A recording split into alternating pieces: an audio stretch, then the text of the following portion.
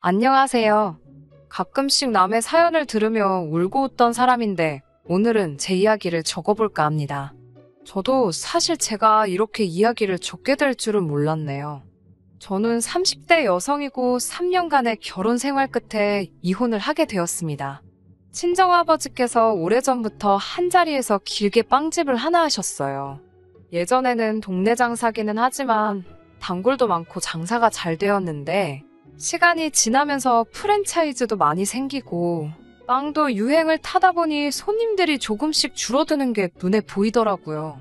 아버지의 영향으로 저는 해외 제과제빵 유학을 다녀온 뒤였는데 아버지께서 빵집을 같이 해보지 않겠냐는 제안을 하셨어요. 원래는 제과기업 연구팀에 지원을 하려고 다녀온 유학이지만 장사가 생각보다 안 돼서 어려운 아버지를 못 본 채 할 수도 없고 사업을 해보는 것도 저에게 나중에 도움이 되지 않을까 하는 생각에 아버지를 도와주기 시작했습니다. 가게는 내부부터 새 단장을 시작하여 카페를 겸한 빵집으로 바꿨고 그 과정에서 초반에는 가게 확장이며 돈이 참 많이 들었지만 지금은 직원이 10명이 넘어갈 정도로 규모가 커졌습니다. 남편은 사업을 확장하고 있던 그 시기에 만나게 되었습니다. 제가 동물을 참 좋아하는데 여건상 키울 환경이 안 되었어요. 가게 일이 바빠 집에 있는 시간도 거의 없었으니까요. 그래서 유기견 센터에 봉사활동을 다니곤 했는데 그때 남편을 처음 알게 되었고 그렇게 시간이 지나니 남편에게서 청혼까지 받게 되었습니다. 결혼은 현실이다 보니 아무래도 저도 생각이 많아지게 되더라고요. 남편은 이혼 가정에서 자라왔고 아직 대학생인 신우와 경제적 능력이 없는 시어머니 때문에 남편이 실질적인 가장 노릇을 하고 있다는 사실 때문이었습니다. 남편의 직장이 대우가 나쁜 편은 아니었지만 현실적으로 남편에게 딸린 식구가 있다 보니 남편의 청혼에도 바로 대답을 하지 못했었어요. 제가 속물처럼 느껴지기도 했지만 결코 사랑만으로는 행복할 수 없다는 걸 알기 때문에 현실적인 부분에 대해서 한번 이야기해보기로 했습니다. 남편도 솔직히 결혼하자마자 바로 경제적인 도움을 끊는 건 어려울 것 같다고 솔직하게 이야기해주더군요. 하지만 여동생이 곧 대학 졸업을 앞두고 있고 이후에 취직을 하게 되면 그때부터는 지원을 끊을 수 있다고요. 당장은 한 달에 50만 원씩은 다달이 보내야 할 것 같다는 말에 안 된다고 말할 수도 없었습니다. 오히려 둘러대지 않고 사실대로 말해준 부분에 고맙기까지 했어요. 한편으로는 남자가 자기 집안 형편이 어려운 이야기를 하는데 그것만으로도 얼마나 자존심이 상했을까 하는 생각이 들었고 어떻게 보면 집안의 기둥을 제가 뽑아오는 거나 마찬가지니 그 정도의 책임은 질 수 있다고도 생각했어요.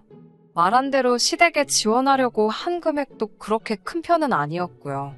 그렇게 시댁에 대한 이야기는 마무리 짓기로 하고 저는 결국 남편의 청혼을 수락했고 결혼 준비를 하게 되었습니다. 남편이 모아둔 돈은 3천만 원으로 절대 많은 편은 아니었는데 저 또한 당시 아버지의 빵집을 카페 형식으로 바꾸는 와중에 옆에 가게 하나를 터서 확장하고 있던 상황이라 모아둔 돈이 거의 없는 상황이었어요. 저도 제 수중에 모아놓은 돈이 남편보다 오히려 더 적은 상황인데 남편이 모아둔 돈이 적다고 해서 그걸 가지고 결혼을 한 해 만에 이야기할 생각은 없었어요. 그 돈 가지고 신혼집을 구하는 데는 어려움이 많았습니다. 이래저래 알아보다 친정부모님이 그렇게 스트레스 받을 바에야 들어와서 살라는 제안을 하셨어요. 남자가 된 입장에서 처가살이하는 걸 결심하기가 쉽지 않았을 텐데 남편은 그 제안을 흔쾌히 받아들여 주었습니다. 당시에는 버는 돈이 족족이 다 가게에 투자되어야 하는 상황이었지만 가게가 완전히 자리 잡은 지금은 분가해서 따로 나와 살고 있어요. 그 이후로 참 많은 게 순식간에 생각지 못한 방향으로 흘러가더라고요. 저희가 신혼여행에서 돌아오고 얼마 지나지 않았을 때입니다. 시어머니가 기니 할 이야기가 있다고 하시면서 밖에서 식사를 같이 하자고 하셨습니다. 그리고 당일날 약속 장소에 나가니 시어머니께서는 낯선 남자분과 함께 계시더라고요. 오랜 시간을 알고 지내신 분인데 이제 아들도 장가를 갔고 당신도 당신의 인생을 시작하고 싶다고 하시더군요. 자식의 입장에서 부모가 행복을 찾는다는데 안 된다고 할 수 있을까요? 저도 며느리로서 기쁜 마음으로 축하해드렸지만 동시에 그러면 신우는 어쩌나 걱정도 되고 이제 생활비는 안 드려도 되나 그런 생각도 들더라고요. 순간이었지만 많은 것이 머릿속에 스쳐 지나갔습니다. 그런 제 마음을 읽기라도 하신 듯 시어머니께서는 생활비 문제는 차차 이야기하자고 눈치를 주셨고 신우는 당신과 계속 같이 살 거니까 걱정 말라고 하셨습니다. 그런데 시어머니는 얼마 뒤 생각지도 못한 부탁을 해오셨습니다. 하루는 말씀도 없이 저희 가게에 오셨더라고요. 무슨 일이라도 있으신 건가 놀랐는데 그건 아니고 기니 할 말이 있어서 오셨다고 하시더군요. 그런데 그동안 시어머니를 겪어본 결과 보통 이런 식으로 대화를 시작하시면 매번 상상도 못한 이야기를 하셔서 이번에도 역시 무슨 이야기를 하시려나 긴장이 다 되더라고요. 시어머니는 제가 묻지도 않았는데 갑자기 저에게 어쩌다 시아버지랑 이혼을 하시게 된 건지 구구절절 들려주셨습니다. 당신이 얼마나 힘들게 살아왔는지 거의 자서전을 읊듯이 자기 이야기를 시작하셨어요. 저에게 왜 이런 이야기를 하시나 싶어서 부담스럽기도 하고 계속 듣고 있으니 안쓰럽기도 하고 마음이 복잡하더라고요. 이윽고 시어머니는 그래서 말인데 당신도 지금의 남자친구분과 드레스 입고 사진 하나 정도는 찍고 싶다고 그러시더라고요. 시아버지랑 이혼하면서 그나마 젊은 시절 찍었던 웨딩 사진도 다 찢어버렸다면서 더 늙기 전엔 한 번 더 찍어두고 싶으시다고요. 같은 여자로서 그럴 수도 있겠다 싶어서 좋은 생각이신 것 같다고 말씀드렸어요. 시어머니는 저라면 이해해줄 줄 알았다면서 그래서 말인데 저에게 혹시 200만 원 정도만 빌려줄 수 있냐고 물어보시더군요. 상대분께 부담을 주고 싶지 않아서 당신이 다 부담하시겠다고 몸만 오면 된다고 하셨다는 거예요. 당혹스러웠지만 안 된다고 할 수도 없고 남편이랑 상의해보겠다고 했습니다. 그날 밤 남편에게 이런 일이 있었다고 아냐고 물어보니 오히려 남편이 저에게 어떻게 하면 좋겠냐고 묻더라고요. 그러면서 자기 어머니지만 정말로 인생이 불쌍하고 기구하긴 하다면서 자기의 솔직한 마음은 어머니가 하고 싶은 대로 해드리고 싶다더군요. 하지만 당시 제가 버는 돈은 족족이 사업을 위해 투자를 하고 있었고 남편이 버는 돈으로는 저희 생활비를 해야 했기 때문에 저희도 여유가 있는 상황은 아니었습니다. 어려운 상황인 건 알지만 남편은 이번 한 번만 시어머니 소원을 들어준다면 저에게 평생 빚 갚는다는 마음으로 살겠다고 간곡하게 부탁을 해왔고 그런 남편의 모습을 보니 차마 모른 채 할 수 없어서 알겠다고 했습니다. 하지만 시어머니의 부탁은 거기서 끝이 아니었습니다. 사진만 찍겠다고 하시던 부탁과는 다르게 시어머니께서는 만나시는 그분을 저희 친정부모님께도 정식으로 소개하고 싶다고 하셨어요. 친정부모님이 이 상황을 어떻게 받아들이실지 예상이 안 돼서 꺼려졌지만 친정부모님께서도 일가 친척들한테 전부 소개시켜주는 것도 아니니 뭐가 문제가 되겠냐며 식사 자리라도 한번 갖자고 말씀해 주셨습니다. 남편도 저희 부모님께 몇 번을 허리를 숙이며 감사함을 표했어요. 동네 식당에서 식사를 할 수는 없지 않냐는 시어머니 고집에 강남에 있는 상견례 장소로 유명한 한정식집에서 자리를 가져야 했고 그날 계산까지도 시어머니의 체면 이야기를 하면서 결국 저희가 부담해야 했습니다.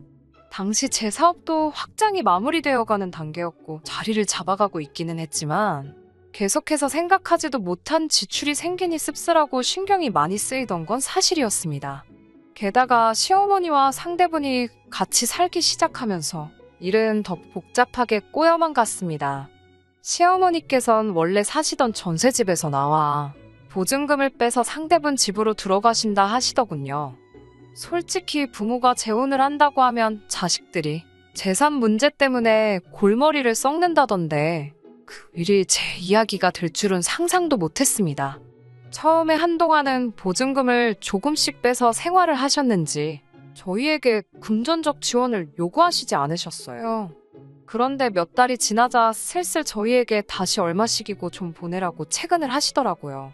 결혼할 때부터 남편과 약속한 대로 다달이 50만 원씩 보내드리고 있었는데 그 외에도 20이고 30이고 요구하시니 액수를 떠나서 이게 뭐하는 짓인가 싶더라고요. 물론 시어머니 입장에서도 기댈 곳이라곤 저희 부부밖에 없으셔서 그랬겠지만 이해가 되면서도 화가 나고 제 자신한테 너무 짜증이 났습니다. 어쨌든 남편을 키워주신 분인데 머릿속에서 계산기를 두드리는 제 자신도 싫었고, 그렇다고 무조건적으로 해드리자니 그건 그거대로 뭔가 억울했습니다. 하지만 이런 상황에도 저는 이혼을 생각한 적은 없었습니다. 신우가 곧 취업을 할 거라는 소식이 있었고, 그때가 되면 애초에 남편과 약속한 대로 시댁에 대한 금전적 지원이 끝나게 되어 있었으니까요. 그런데 참 아이러니하게도 취업에 성공한 신우 때문에 이혼을 하게 되었네요. 신우가 저희 결혼 생활에 직접적으로 피해를 끼친 것은 아니었습니다. 다만 시어머니께서 그 남자분과 살림을 합치시게 되면서 저에게는 또 다른 신우들이 생겨버렸기 때문이지요. 그러니까 원래 신우는 아무런 문제가 없었지만 시어머니께서 그 집에 들어가면서 새로 생긴 신우들이 문제였던 거예요. 여태껏 남편이 시댁을 위해 경제적으로 희생을 했으니 신우가 취직을 한 이후에는 한동안 시댁의 가장이 되기로 약속이 되어 있던 상황이었는데, 시어머니의 새 상대분께서 다 큰 신우와 지내는 게 불편하다고 하시며 신우를 독립시켜버린 게 화근이었습니다. 시어머니와 같이 살게 되신 상대분에게도 두 딸이 있었는데 두 사람과 신우가 용화가 되지 못하니 내린 결정이었던 거예요. 취직 후 시어머니를 부양하기로 했던 신우가 그렇게 내쫓기듯 독립을 하게 되면서 신우도 마음이 많이 상했기도 하고, 이제 자기 인생을 준비해야 하니 남편이 하는 만큼만 도와드리고 그 외에는 자기도 아무것도 더 해주고 싶지 않다고 말해왔습니다. 그렇게 되고 나니 남편도 시어머니에게 보내주던 지원금을 끊어버릴 수 없는 상황이 되었고요. 계획한 것과는 자꾸 다른 상황이 생겨나니 난감했지만 어떻게든 좋게 해결해보려 최대한 마음 쓰지 않으려 하고 좋은 게 좋은 거다라는 생각으로 노력하고 있었습니다. 그때쯤 가게도 자리를 완전히 잡았다고 해도 무방할 정도로 안정적으로 돌아가고 있는 상황이었고, 가게에 들어가는 비용이 없어지니 늘상 보내던 지원금과 더불어 시어머니가 간간히 요구하는 소소한 돈을 내어드리고도 돈이 빠른 속도로 모이고 있던 상황이었으니 말이죠. 그렇게 다달이 100만 원에 가까운 금액을 시댁에 보내면서도 돈이 잘 모여서 저희는 신혼 때부터 시작한 초가살이 생활 청산하고 전세긴 하지만 우리 보금자리를 구해서 독립해 나올 수 있었습니다. 그렇게 저희도 자리를 잡아가고 있고, 결혼할 때 시장과 비교해서 달라진 상황에도 저는 최대한 마음 쓰지 않으려 노력했건만, 저의 이런 마음 씀씀이를 시어머니는 아주 당연한 일로 생각했던 것 같고, 오히려 저에게서 얼마나 더 빼먹을 수 있을지 간을 보고 있었다는 사실을 알게 되었습니다. 어느 날 시어머니가 아침부터 가게로 찾아오셨어요. 처음 시어머니의 상대분을 친정부모님께 소개할 때 데리고 나온 이후로 단 한 번의 교리 없이 남처럼 지내온 상대분의 두 딸들과 함께요. 그날 이후로는 얼굴 한번 마주친 적도 없고 말 한마디조차 나눠본 적 없는 그 두 사람을 무슨 바람이 불어서 가게까지 데리고 왔나 싶었죠. 장사 준비를 위해 빵을 굽고 준비를 하고 있던 와중이라 저는 계속 일을 하고 있었는데, 시어머니가 두 딸을 가게 이리저리 데리고 다니며 구경을 시켜주고 있더라고요. 대수롭지 않게 생각하고 일을 하고 있는데 시어머니 입에서 이 정도면 일하기에 답답하지도 않고 며느리가 주인이니 힘들지도 않지 않겠냐, 뭐 이런 말을 하더라고요. 이상한 초기 발동에서 그냥 넘어갈 수도 있었지만 짚고 넘어가야겠다는 생각이 들더라고요. 그게 무슨 말이시냐 물어봤더니 얘들이 얼마 전에 제빵기능사 자격증을 땄다고 언제부터 출근시키면 좋겠냐고 저에게 물어보시더군요. 말인즉슨 두 딸들 취직을 시켜달라는 말인 줄 알고, 친정아버지도 기술자시고 저도 유학까지 다녀온 기술자라 빵 쪽에는 아직 사람이 필요하지도 않고 앞으로도 구할 생각이 없어서 그건 좀 불가능할 것 같다 대답했더니 시어머니가 이야기했던 거랑 다르지 않냐고 성질을 내시며 여태까지 자격증 딴다고 가르친 돈도 있고 하니 당장 내일부터라도 출근을 시킬 거라고 약속은 지키라 말하며 알아서 하라 소리를 치시곤 돌아가셨습니다. 약속이라니 무슨 약속을 말하는 건가 어이도 없고 자초지종은 알아야겠다 싶어서 남편이 아는 게 혹시 있나 전화를 해봤어요. 그리고 이 모든 것의 배후에는 남편이 있었다는 사실을 알게 되었습니다. 집에 돌아와 시어머니와 있었던 일을 이야기하며 왜 저러시나 모르겠다 안감해하며 넋두리를 하고 있었어요. 그런데 남편의 표정을 보아하니 뭔가를 숨기고 있다는 느낌이 들더라고요. 남편이 뭔가를 말할까 말까 고민하는 것처럼 보이기에 얼굴이 왜 그러냐고 혹시 나한테 안 한 말이 있냐고 물어봤어요. 남편은 그제서야 새 신우들 취직에 관한 거니 실은 자기가 시어머니에게 한 말이라고 모든 걸 털어놓더군요. 자기 딴에는 새 신우들이 취직도 못하고 변변찮게 지내는 와중에 시어머니께 들어가는 생활비가 더 늘어나고만 있는 상황이니 차라리 그 둘을 취직시켜주면 그 집살림에 조금 더 보탬이 되지 않겠냐 하는 생각을 했다고 하네요. 어떻게 그런 생각을 나랑은 상의도 없이 마음대로 정할 수 있느냐 따졌더니 자기 딴에는 일석이조라고 생각해서 한 건데 왜 자기 탓을 하느냐고. 시댁에 생활비 보내는 것도 줄일 수 있고 이참에 신우들 써서 저도 좀 쉬엄쉬엄 일할 수 있지 않느냐고. 게다가 장인어른도 마음 편히 은퇴하실 수 있는 여건을 마련해주는 거나 마찬가지니 자기한테 고마워하라고 하더라고요. 아무리 가져다 붙이면 이유라지만 어이가 없었어요. 저도 경력으로만 따지면 저희 아버지의 비할 바는 아니지만 저는 이미 어릴 적부터 쭉 제빵 쪽에 교육을 받아왔고 나름 해외에 유학까지 다녀온 유학파인데 남편은 당장 그 둘에게 일자리를 마련해주면 가게는 신경 안 써도 되지 않느냐고 말하는 게 마치 저에게는 이제 갓 자격증을 딴 새 신우들이 충분히 그 정도는 만들 수 있지 않느냐는 말처럼 들렸어요. 아버지의 평생과 저희 청춘을 아무나 할 수 있는 일로 치부해버린 거죠. 거기에 언제부터 가게에는 그렇게 신경을 썼다고 대청소라도 도와달라면 피곤하다고 빼기만 했던 주제에 어디서 자기 마음대로 사람을 구하고 뭘 시키고 어디서 이제 자격증에 잉크도 마르지 않은 초짜 2명 데려다가 가게를 운영해라 마라 소리도 하고 아주 운영까지 하려 드는 것도 어이가 없었습니다. 기분이 확 나빠져서 남편한테 대한민국의 제빵 경력자가 얼마나 많은지는 아냐고 사람이 필요하면 내가 구하고 그런 초짜들은 돈 주고 쓸 생각도 없다고 한마디 했습니다.